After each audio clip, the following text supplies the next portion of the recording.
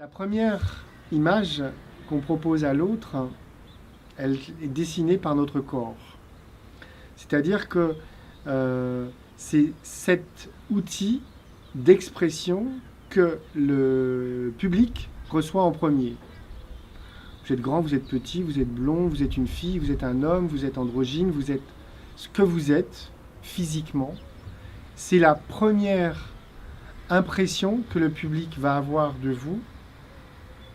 C'est votre corps. Quelle conscience, quelle maîtrise vous avez de lui. Et surtout, quelle image vous avez de lui. C'est pour ça que le travail, tout travail, commence par un travail de fond sur le corps. Avec moi, les séances de travail durent 3 heures. Pourquoi 3 heures ? Parce que je mets au moins une part de travail corporel pendant 1 heure, voire 1 heure et demie, qui est essentiel pour amener la personne à être en conscience de son corps, en conscience de qui elle est. Quelle maîtrise on a de ce mouvement du corps dans l'espace. La relation au corps, c'est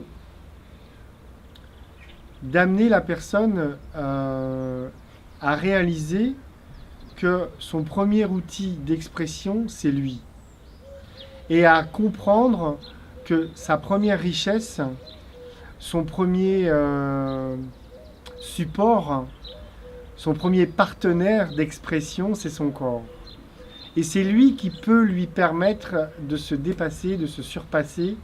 C'est avec lui, c'est grâce à lui qu'elle va pouvoir tout faire, selon la relation qu'elle entretient avec et selon comment elle va pouvoir le solliciter. C'est toute cette relation que je mets en exergue dans le travail, c'est que la personne soit mise face à quel est mon type de relation avec mon corps, comment je vis mon corps.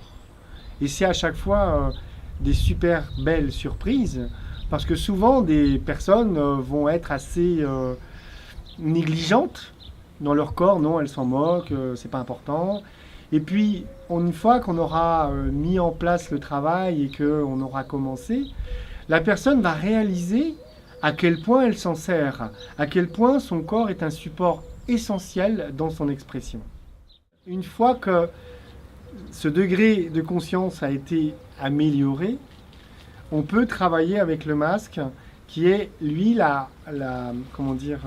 avec le masque qui permet de travailler la maîtrise du corps dans l'espace. Comment le corps se déplace dans l'espace ? Quelle maîtrise on a de ce mouvement du corps dans l'espace ?